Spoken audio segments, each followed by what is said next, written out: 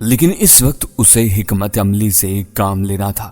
اس کا سرخ و سیاہ چہرہ بری طرح تمتمایا، لیکن پھر اپنی اصل حالت میں آ گیا۔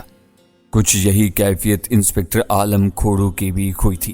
انہوں نے مجھے ڈھکے چھپے لفظوں میں سمجھایا کہ میری شہ رگے حیات ان کے قدموں تلے ہے، وہ ذرا سا دباؤ ڈالیں گے تو سب کچھ ختم ہو جائے گا۔ چچے عبداللہ کی نوکری، میری دکان، یہ گھر، یہ رشتے ناطے، کچھ باقی نہیں رہے گا۔ میں نے سینہ تان کر کہا، کچھ باقی نہ رہے؟ میری غیرت تو باقی رہے گی، میری معصوم بہن تو حوث کی سولی پر نہیں چڑھے گی۔ پیر متال شاہ نے مصنوعی افسردگی سے کہا تھا، شاید وہ بھی نہ ہو سکے جو تم چاہ رہے ہو۔ بڑے لوگوں کے ہاتھ بھی بڑے لمبے ہوتے ہیں، وہاں تک پہنچ جاتے ہیں جہاں ہمارا تصور بھی نہیں پہنچ سکتا۔ میں نے کہا تھا سائیں، مجھے سمجھانے کی کوشش نہ کر، تیرے منہ میں ایک حوث پرست کی زبان بول رہی ہے۔ جا اور جا کر اپنا شیخ کو بتا دے، یہاں ہر جاندار تلور نہیں ہے جس سے اس کا عقاب نوچ ڈالے گا۔ یہاں ظالموں کا جبڑا چیرنے والے سرپھرے لوگ بھی ملتے ہیں، اور ایسا ہی ایک سرپھرا وہ ہے جس کی بہن پر اس نے اپنی ناپاک نظر ڈالی ہے۔ میں غصے سے کانپ رہا تھا۔ کچھ یہی کیفیت متھال کی بھی تھی۔ اپنے آقائے ولی نعمت کی طرف سے اسے یقین تحمل اور بردباری کی ہدایت ملی ہوئی تھی، اور وہ اب تک ان ہدایات پر عمل کرنے کی کوشش کر رہا تھا۔ تاہم میرے چٹانی لہجے نے اس کی منافقت کا قول چکنا چور کر دیا۔ سانپ اپنی اصل جون میں آ کر پھنکار اٹھا، حرام زادے، تو اپنی اوقات سے آگے بڑھ رہا ہے، لگتا ہے تو بہن بھی بیاہے کا اور ذلت کا ہار بھی گلے میں پہنے کا۔ میں ایک جھٹکے سے اٹھ کھڑا ہوا تھا۔ سائیں، مجھے گالی مت دے، بہت پچھتائے گا اگر اب گالی دے گا تو۔ قریب تھا کہ میں اور متال شاہ دستوں کے رباں ہو جاتے کہ انسپکٹر عالم کھوڑو بیچ میں آ گیا۔ اس نے مجھے بڑی سرد نظروں سے گھورا اور بولا، ٹھیک ہے، تم جاؤ، اب تم سے تھانے میں ملاقات ہوگی۔ مجھے بڑی خوشی ہوگی اگر تم وہاں بھی گالی کھا کر ایسی ہی اکڑ فون دکھا سکو تو۔ میں کوئی ان پڑھ دیہاتی نہیں تھا، BA LLB تھا۔ تھانہ کچہری میرے لیے جانی پہچانی جگہ تھی۔ میں جانتا تھا انسپکٹر عالم مجھ پر یوں ہی ہاتھ نہیں ڈالے گا، وہ مجھے پھانسنے کے لیے کوئی جھوٹا کیس تیار کرے گا۔ اپنے ایک استاد اور ماہر قانون داں ایڈوکیٹ ظفر احسن صاحب کی مدد سے میں نے اپنی ضمانت قبل از گرفتاری کرا لی اور دیگر قانونی پیش بندیاں بھی کر ڈالی۔ میری تیاریاں دیکھ کر انسپکٹر عالم متال شاہ اور ان کے آقائے ولی نعمت شیخ راشد بن ارشد نے ایک دم چپ سادھ لی۔ چند ہفتوں کے لیے معاملہ بالکل ٹھنڈا پڑ گیا، بلکہ میں نے یہ بھی سنا کہ شیخ راشد سیر و سیاحت سے فارغ ہو کر واپس جا چکا ہے، لیکن ایسا نہیں تھا۔ یہ طوفان سے پہلے کی خاموشی تھی۔ شیخ راشد شکاری باز کی مانند بہت اوپر بلندی پر تھا اور پر سمیٹ کر برق رفتاری سے اپنے شکار پر گرنے والا تھا۔ دوسری طرف میں بھی غافل نہیں تھا۔ اپنی شفتہ کی حفاظت کرتے ہوئے جان دے دینا میرے لیے اتنا ہی سہل تھا جتنا آنکھیں کھول کر بند کر لینا۔ 8 برس پہلے میں نے اپنے اندر جس جنگجو لڑکے کو بیدار ہونے سے روک لیا تھا، وہ اب بھی پوری طرح بیدار تھا۔ یہ بہن ہی تو تھی جس کی خاطر میں نے ساری ذلتیں سینے سے لگا کر زندگی کا زہر پیا تھا۔ اب ظالموں نے اس بہن کو نشانے پر رکھ لیا تھا۔ میں اپنے حواس نہ کھوتا تو اور کیا کرتا۔ نئے زخموں کے ساتھ ساتھ پرانے زخم بھی ہرے ہو گئے تھے۔ پوری دنیا کے لیے میرے دل میں نفرت کا ایک طوفان امڑ پڑا تھا۔ مجھے اپنے ارد گرد موجود ہر شخص کے کندھوں پر چچا جلیس یا وڈے میاں کا چہرہ نظر آ رہا تھا۔ قرب و جوار کی ہر آواز پر متھال شاہ اور انسپکٹر عالم کھوڑو کی آواز کا گمان ہوتا تھا۔ یہ دنیا ظالموں اور جابروں سے بھر گئی تھی اور میرا دل ان کے خلاف نفرت سے لبریز ہو گیا تھا۔ میں پیش آمدہ حالات کے لیے پوری طرح تیار تھا۔ میرے لباس میں ہر وقت ریوالور رہتا تھا اور پنڈلی سے خنجر بندھا رہتا تھا۔ اور پھر وہ طوفانی رات مجھ پر وارد ہوئی جب ڈاکوؤں کے بھیس میں متھال شاہ کے کارندے اور پولیس کے سادہ پوش میری بہن کو اٹھانے کے لیے میری چار دیواری میں داخل ہوئے۔ چچا عبداللہ اس دن شہر گیا ہوا تھا، شاید کرائے کا کوئی مکان دیکھنے۔ وہ چاہتا تھا کہ ہم یہ کوارٹر چھوڑ دیں۔ میری بہن میری چارپائی کے ساتھ چارپائی جوڑے اس طرح سوئی ہوئی تھی کہ اس کا ہاتھ میرے ہاتھ میں تھا۔ اپنا ہاتھ میرے سپرد کر کے وہ ہر فکر سے آزاد ہو کر نیند کی وادی میں جا چکی تھی۔ مجھے جاگنا تھا کیونکہ وہ سو رہی تھی اور میں کوئی تنہا نہیں جاگ رہا تھا۔ میرے ساتھ شفتہ کی ماں جاگ رہی تھی، اس کے ابا جان جاگ رہے تھے، وہ نیم شب کی دعائیں جاگ رہی تھی جو کبھی ہم دونوں کے لیے مانگی گئی تھیں، اور وہ عہد جاگ رہے تھے جو میں نے بازوبان خاموشی اپنی ماں کی قبر سے کیے تھے۔ ماں، تیرا بیٹا یتیم ہوا ہے، تیری بیٹی یتیم نہیں ہوئی۔ میں تیری گڑیا کی حفاظت کروں گا، اپنی ہر سانس اس کے لیے وقف کر دوں گا۔ اور یہ عہد نبھانے اور سانس لٹانے کی گھڑی تھی۔ صحن میں کسی کے کودنے کی آواز آئی تو میں بھاگ کر کھڑکی میں پہنچا تھا۔ ادھ کھلی کھڑکی سے میں نے دیکھا ایک سایہ بیرونی دروازے کے پاس متحرک تھا۔ پھر دروازہ کھلا اور 3 مزید افراد بھرا مار کر اندر گھس آئے۔ وہ سب ڈھاٹا پوش تھے اور ان کے ہاتھوں میں اسلحہ تھا۔ میں نے لپک کر اپنا ریوالور تکیے کے نیچے سے نکالا اور کھڑکی میں کھڑا ہو گیا۔ اس دوران وہ لوگ برآمدے میں پہنچ چکے تھے۔ رک جاؤ، میری آواز گھر کی 4 دیواری میں گونجی۔ آگے بڑھے تو ڈھیر کر دوں گا۔ ابھی میرے فکر کی باز گشت فضا میں تھی کہ دروازہ ایک دھماکے سے ٹوٹ گیا۔ میں نے گولی چلائی لیکن نشانہ خطا گیا اور ایک گرانڈیل شخص بھاگتا ہوا مجھ پر آن پڑا۔ میں پشت کے بل چارپائی پر گرا اور اسے توڑتا ہوا فرش بوس ہو گیا۔ ریوالور میرے ہاتھ سے چھوٹ چکا تھا۔ اسی وقت شفتہ کی چیخ میرے کانوں میں گونجی۔ وہ مجھے پکار رہی تھی۔ میرے دماغ میں چنگاریاں سی بھر گئیں۔ میں دیوانہ وار حملہ آوروں پر ٹوٹ پڑا۔ وہ 4 تھے۔ ان میں سے ایک نے شفتہ کو دبوچ رکھا تھا اور باقی 3 مجھ سے برسے پیکار تھے، اور وہ کوئی معمولی لوگ بھی نہیں تھے۔ پلے ہوئے جسموں والے منتخب غنڈے تھے۔ اس مختصر کمرے میں 1 یا 2 منٹ ہمارے درمیان سخت جدوجہد ہوئی، پھر انہوں نے مجھے گرا لیا اور مارنے لگے۔ باہر طوفان باد و بارہ کا قیامت خیز شور تھا اور اندر غیظ و غضب کے دیو چنگھڑ رہے تھے۔ وہ اپنے طور پر مجھے بے دست و پا کر چکے تھے۔ اس سنگین حقیقت کا انہیں علم نہیں تھا کہ میری پنڈلی سے ابھی تک ایک خنجر بندھا ہوا ہے۔ میں حملہ آوروں کی گرفت میں مچل رہا تھا اور میرا ایک ہاتھ مسلسل پنڈلی تک پہنچنے کی کوشش کر رہا تھا۔ پھر جو ہی خنجر میرے ہاتھ میں آیا میں سرتاپا موت بن گیا۔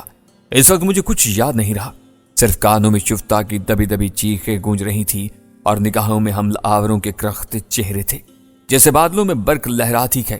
میرا خنجر حملہ آوروں کے درمیان چمکا اور انہیں زخم زخم کر گیا۔ 10 سیکنڈ کے مختصر وقفے میں وہاں 3 لاشیں تڑپ رہی تھیں اور ایک شخص زخمی ہو کر راہ فرار اختیار کر رہا تھا۔ میں حملہ آوروں کو پہچان چکا تھا۔ ان میں سے 2 متال کے آدمی تھے۔ میں نے انہیں قتل کر دیا تھا اور یہ کوئی چھوٹی سی بات نہیں تھی۔ میں نے سرکاری سانڈوں کے خون سے ہاتھ رنگے تھے جنہیں کوئی انگلی تک لگانے کا مجاز نہیں تھا۔ اب میرا اور شفتہ کا یہاں رہنا عبرتناک موت کو دعوت دینا تھا۔ گزرنے والا ہر سیکنڈ ہماری زندگیوں کو موت کے قریب کر رہا تھا۔ میں نے تڑپتی بھڑکتی لاشوں کے قریب سے ایک شاٹ گن اٹھائی اور گولیوں والا بیلٹ کندھے پر ڈال کر شفتہ کی طرف بڑھا۔ وہ بے ہوش ہو چکی تھی۔ معلوم نہیں منہ پر ہاتھ رکھ کے جانے سے اس کا دم گھٹ گیا تھا یا اپنے بازوؤں میں گوشت کے لوتھڑے دیکھ کر اس کا ذہن کام کرنا چھوڑ گیا تھا۔ شفتہ ہوش میں آؤ، شفتہ میری بہن۔ میں نے اسے کندھے سے پکڑ کر جھنجھوڑا، پھر مایوس ہو کر اسے کندھے پر ڈال دیا۔ ہوا کا ایک تیز چھونکا آیا اور زمین پر گری ہوئی لالٹین بجھا گیا۔ کمرے میں گہری تاریکی چھا گئی۔ میں نے ہاتھوں سے ٹٹول ٹٹول کر شفتہ کا دوپٹہ اور پاؤں سے ٹٹول کر اپنی جوتی تلاش کی اور گھر سے باہر نکل آیا۔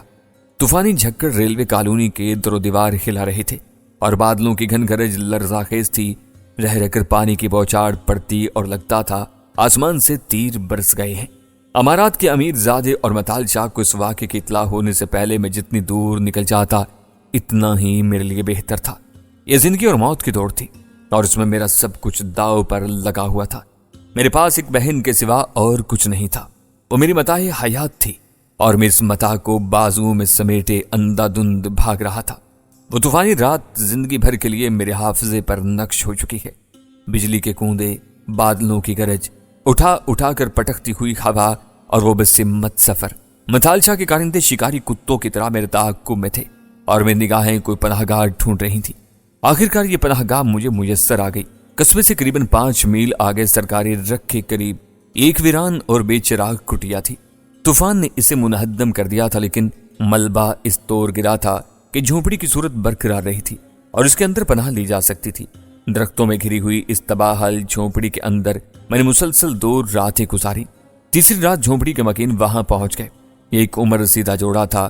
کوئی انہیں دیکھتا تو بھکاری سمجھتا لیکن بظاہر بھکاری نظر آنے والے ان میاں بیوی نے ہمارے ساتھ جو تعاون کیا وہ شاید کچھ شہنشاہ بھی نہیں کر سکتا تھا۔ ہمیں متال شاہ کی زد سے نکالنے کے لیے ان دونوں نے نہ صرف اپنی جان خطرے میں ڈالی بلکہ ہمارے لیے لباس، سواری اور رقم کا انتظام بھی کیا۔ زندگی میں بڑی موٹی موٹی رقمیں دیکھنے کا اتفاق بھی ہوا ہے لیکن ایک لرزاں ہاتھوں والے بوڑھے نے زیادہ راہ کے طور پر جو چند بوسیدہ نوٹ مجھے تمائے تھے وہ آج تک میرے حافظے میں ایک خزانے کی طرح محفوظ ہیں اور دمک رہے ہیں۔ میں اپنی بہن کو لے کر پہلے لاہور اور پھر چکوال آ گیا۔ پولیس ہر جگہ میرے پیچھے تھی اور متال شاہ کے کارندے بھی پاگلوں کی طرح مجھے ڈھونڈتے پھر رہے تھے۔ میں جان چکا تھا کہ حالات کی بے رحم کروٹ نے مجھے ایک ایسے راستے پر ڈال دیا ہے جس پر مجھے مسلسل بھاگنا ہوگا، جہاں بھی رکوں گا وہیں مارا جاؤں گا۔ دوسرے لفظوں میں شاہجہاں BA LLB اب ایک سرپٹ بھاگتے ہوئے شخص کا نام تھا۔ میں نے سوچا شاہجہاں جب بھاگنا ہی مقدر ہے تو پھر یوں بھاگو کہ موت تمہارے پیچھے نہیں آگے ہو، اور پھر میں نے ایسا ہی کر دکھایا۔ وقت گواہ ہے کہ میں موت کے آگے نہیں پیچھے بھاگا ہوں۔ میں نے دشمنوں کی نیندیں حرام کی ہیں اور ان کے جبر پر اپنی دہشت کے پہرے بٹھائے ہیں۔ وہ سر و سوکھ کے گھوڑوں پر سوار تھے اور مجھے ایک بند گلی میں بھگا رہے تھے۔ بے موت مرنے کے بجائے میں پلٹا اور پوری وحشت سے ان پر جھپٹ پڑا۔ تاہم اس خونی جھپٹ سے پہلے کہ میں نے اپنی بہن کو محفوظ ہاتھوں میں پہنچا دیا۔ چکوال کے قریب رکھ پور نامی قصبے میں پھپھڑ شریف سے ہمارے گھرانے کے تعلقات بڑے پرانے تھے۔ والد صاحب کی طرح پھپھڑ شریف بھی محکمہ انہار میں تھے۔ وہ والد صاحب کو سگے بیٹوں کی طرح چاہتا تھا۔ اس نے شفتہ کو اپنے پاس رکھنے اور اس کی نگہداشت کرنے کی پوری ذمہ داری اٹھا لی۔ کہروڑ پکا سے میرے اور شفتہ کے فرار کے بعد جس ہستی پر سب سے زیادہ ستم ٹوٹا وہ چچا عبداللہ تھا۔ متال شاہ کے اماں پر پولیس والے اسے کوارٹر سے پکڑ کر لے گئے اور 7 روز ریمانڈ کے دوران اسے سخت تشدد کا نشانہ بنایا۔ اس کی جسمانی حالت اور عمر کے پیش نظر عدالت نے اس کا مزید ریمانڈ نہیں دیا اور وہ جوڈیشل ریمانڈ پر جیل بھیج دیا گیا۔ لیکن متال شاہ اسے اتنی آسانی سے چھوڑنے والا نہیں تھا۔ اپنے کارندوں کے قتل نے اسے دیوانہ کر دیا تھا اور وہ حساب بے باک کرنے کے لیے جلد از جلد مجھ تک اور شفتہ تک پہنچنا چاہتا تھا۔ جو واحد کلیو اس کے ہاتھ میں تھا وہ چچا عبداللہ تھا۔ انسپکٹر عالم کھوڑوں نے بھاگ دوڑ کر کے ایک بار پھر چچا عبداللہ کا ریمانڈ لے لیا اور اس مرتبہ تھانے میں اس پر اتنا تشدد کیا گیا کہ بعد ازاں اسپتال میں چل بسا۔ سرکاری کاغذوں میں اس کی موت کی وجہ ہارٹ اٹیک تھی، مگر سب جانتے تھے کہ وہ کیسے مرا ہے، اور بفرض محال اس پر ہارٹ اٹیک ہوا ہی گئے تو کیوں ہوا ہے۔ کہروڑ پکا ہی میں ایک نوجوان وکیل اسد غوری نامی بھی رہتا تھا۔ میرا اور اس کا صرف اتنا تعلق تھا کہ کبھی راہ چلتے الیک سلیک ہو جاتی تھی۔ ممکن ہے وہ میرے پورے نام سے بھی واقف نہ ہو۔ چچے عبداللہ سے بھی اس کا تعلق صرف محلے داری کا تھا۔ غوری نے اس واقعے کا بے حد اثر لیا۔ اس نے اپنے طور پر انسپکٹر عالم اور متال شاہ وغیرہ پر کیس کر دیا۔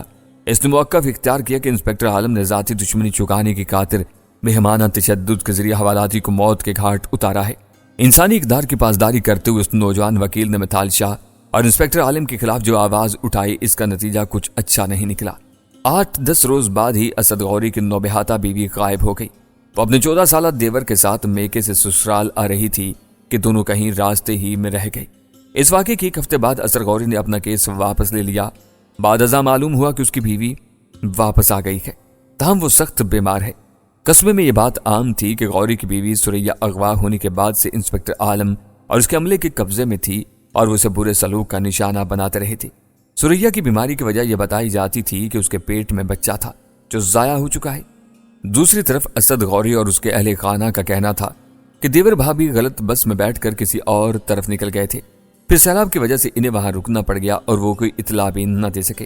اس بیان کے چند ہی روز بعد سریا نے اپنے عمل سے غلط ثابت کر دیا۔ اس نے بھاری مقدار میں خواب آور گولیاں کھا کر خودکشی کی کوشش کی، بمشکل اس کی جان بچائی جا سکی۔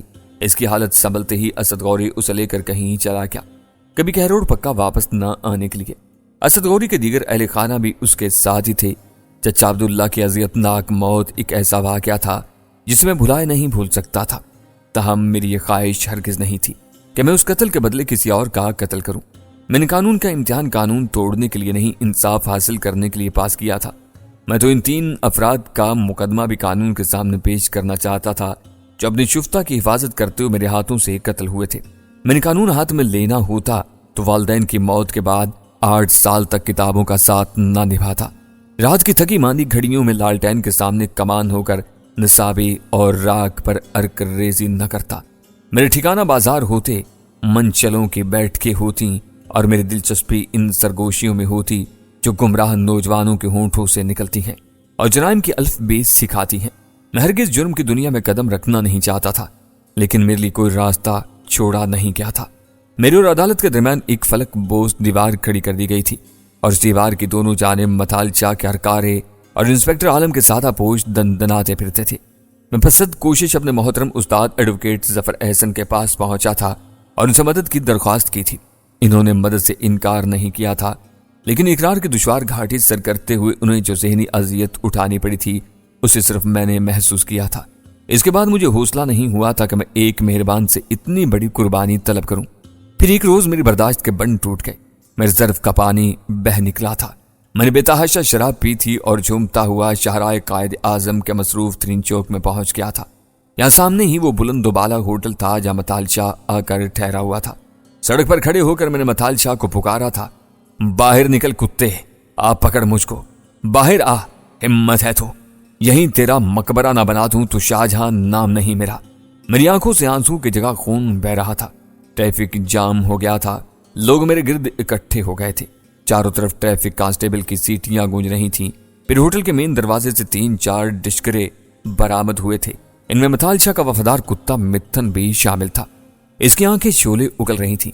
مجھے دیکھتے ہی وہ پھنکارا تھا، رانی خواہ کے سالے، اور کیوں بھونکتا ہے کتے کی طرح؟ تیرے جیسے خارج زدہ جانوروں کے لیے پیر صاحب اپنی زبان نہیں لایا کرتے، صرف اشارہ کیا کرتے ہیں مجھ جیسے حقیر خادموں کو۔ اس کے ساتھ ہی متھن مجھ پر ٹوٹ پڑا تھا۔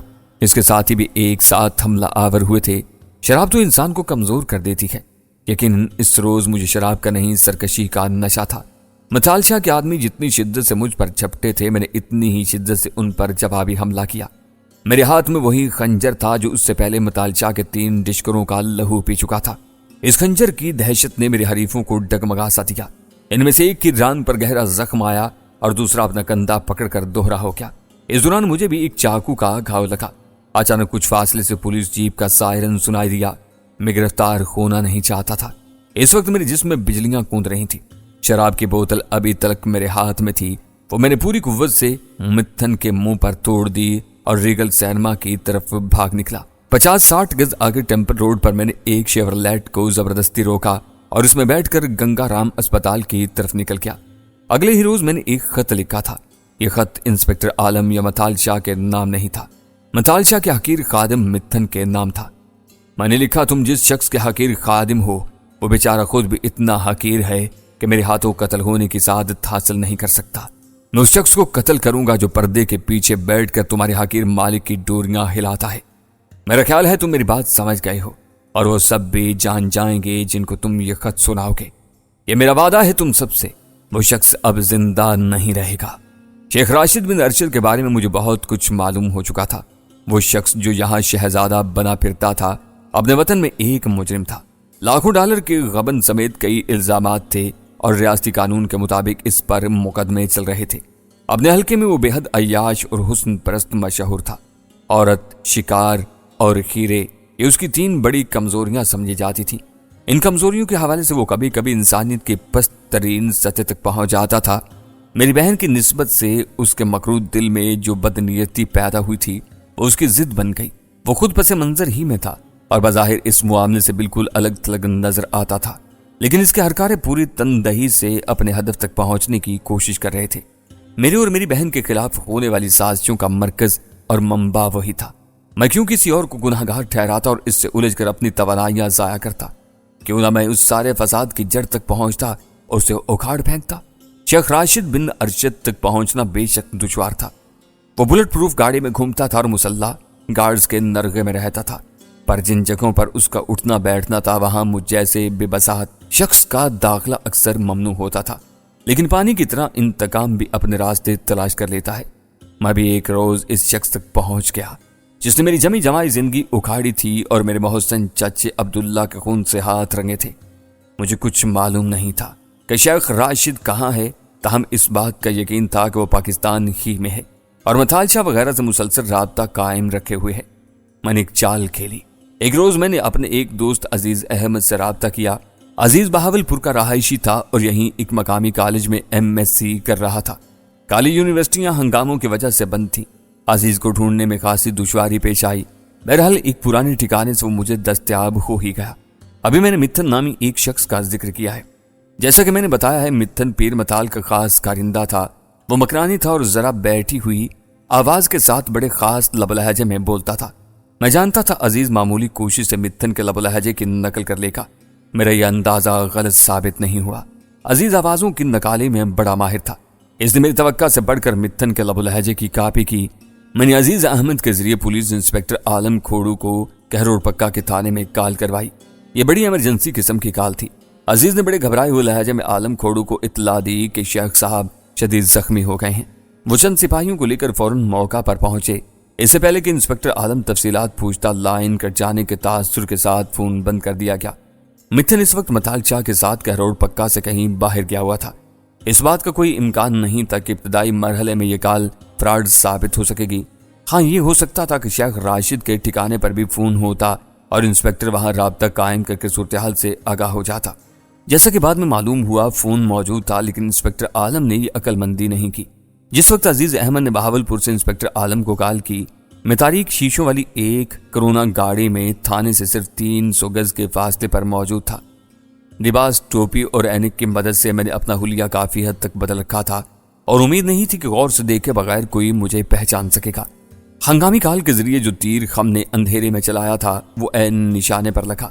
کال موصول ہونے کے صرف 5 منٹ بعد انسپکٹر عالم کی نیلی جیپ طوفانی رفتار سے بڑی سڑک کی طرف جاتی نظر آئی۔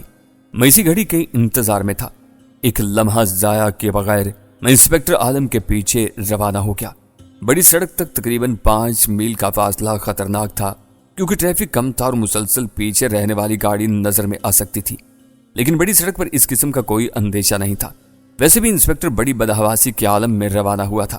امید نہیں تھی کہ وہ یا اس کے ساتھی اپنے عقب پر خصوصی نگاہ رکھ سکیں گے۔